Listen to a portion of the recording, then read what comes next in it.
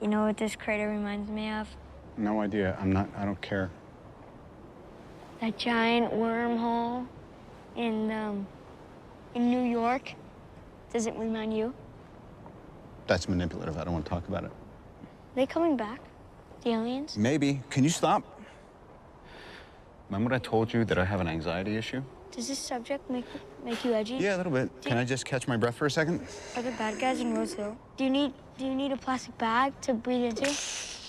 Do you have medication? Nope. Do you need to be on it? Probably. Do you have PTSD? I don't think so. Are you going completely mental? I can stop. Do you want me to stop? Do you want me to Remember stop? when I said to stop doing that? I'm swear to you're gonna freak me out. Anxiety disorders are the most common mental disorders out there, with treatment expenses averaging a yearly $2,390 per person. They're associated with large healthcare costs and a lot of personal damage. According to large population-based surveys, about 33.7% of the world population is affected by at least one form of anxiety disorders during their lifetime. The most prevalent of all anxiety disorders is by far social anxiety disorder. In a paper published in 2005, Kessler and colleagues have reported a lifetime prevalence rate of up to 12% and a yearly prevalence rate reaching as high as 7% for social anxiety. They also reported that social anxiety disorder is the third most common psychiatric condition after major depressive disorder and alcohol dependence. Before its recognition as a separate mental condition in the early 1900s, social anxiety was described as extreme shyness. Unfortunately, this is still the case today, where most of us fail to distinguish the difference between social anxiety and shyness. In psychology, social anxiety disorder is described as a persistent fear of one or more social situations where embarrassment may occur and where the fear or anxiety is out of proportion to the actual threat posed by the social situation.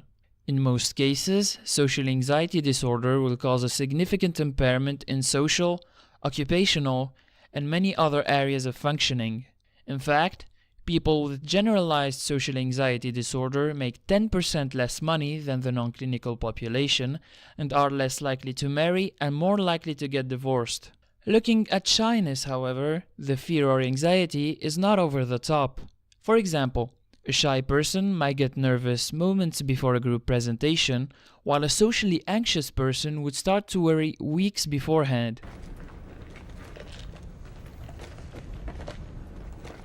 Hi. I'm sorry? I just said hi. Hi, hello. Hi. Okay, if I sit closer? How far are you going? Rockville Center. Get out. Me too. Really? What are the odds? Another unknown fact to most of us is that many aspects of social anxiety vary from person to person. Two independent variables of the disorder have been pointed out.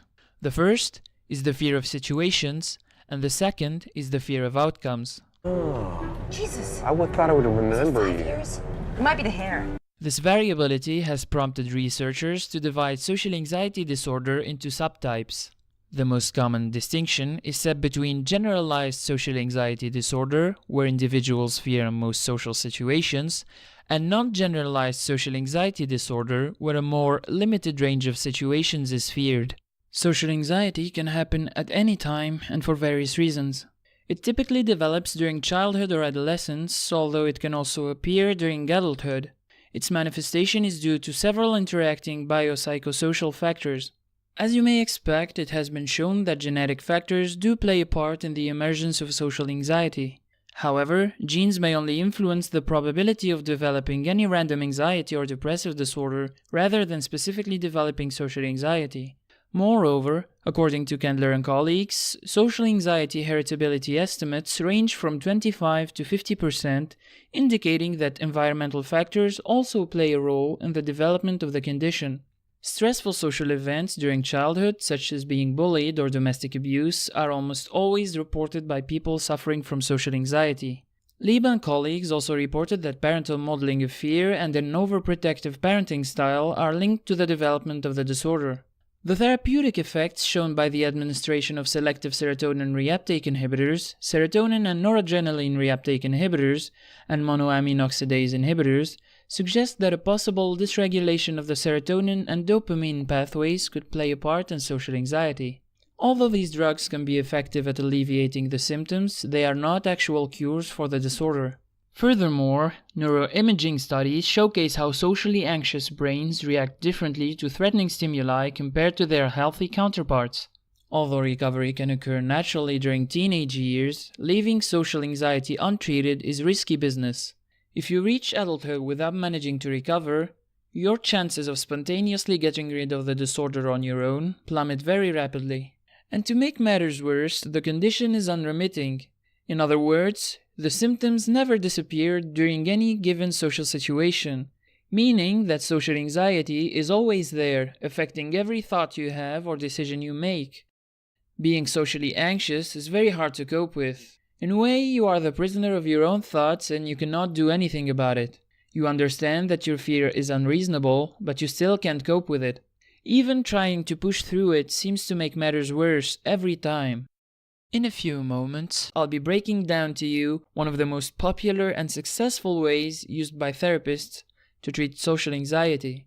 But before we get into that, I need to make it clear that the best way to treat your social anxiety is to check in with a therapist. By doing so, you are guaranteed to be cured. Now let's move on to the good stuff. If you're familiar with Pavlov's dog, you probably know that it was conditioned to salivate at the sound of a metronome. What you might ignore, however, is that the dog eventually stopped salivating after the metronome was repeatedly sounded without any food coming. In psychology, this phenomenon is called extinction, and it's defined as a gradual weakening of a conditioned response that results in a behavior decreasing or disappearing. Extinction training is mainly used in animal studies. Its human analog is called exposure therapy.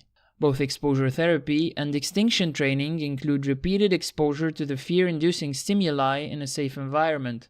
The aim of exposure therapy is to teach the patient that the fearful stimulus doesn't result in harmful consequences.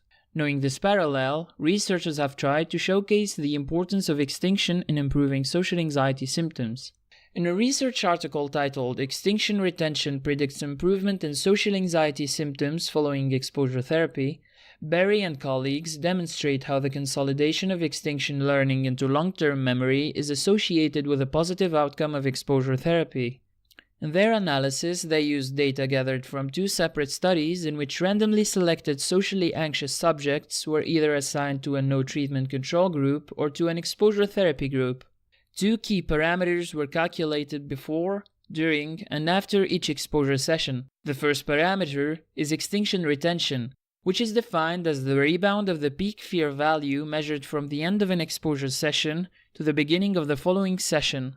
The second is within-session extinction, conceptualized as the decline in peak fear from the beginning to the end of a therapy session. At the end of both studies, researchers found that peak fear values dropped considerably within 3 sessions of exposure therapy. They also noted that maximum improvement will occur when both extinction retention and within-session extinction are maximized. Now that you know the science behind exposure therapy, it's time for you to put it into practice. It goes without saying, though, that you are going to have to face your fears for this to work.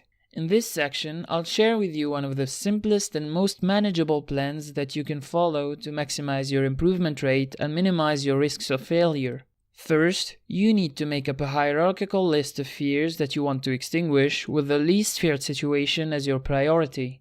It's highly important to rate the intensity of the fear, as it makes it easier to track your progress. The next step is to put yourself through the least fearful situation you have on a regular basis until it no longer affects you. Keep in mind, however, that your brain learns through association and not logic. This means that once you start your exposure session, you are not allowed to leave until the fear has partially or completely subsided. If you do not follow this crucial rule, you'll end up reinforcing your fear instead of lowering it. During the beginning of your training, you might experience what is called an extinction burst, where your fear intensifies greatly during your sessions. Know that this is a completely normal reaction preceding the decrease of the fear. Therefore, it's so important to begin your exposure training with the least terrifying situation.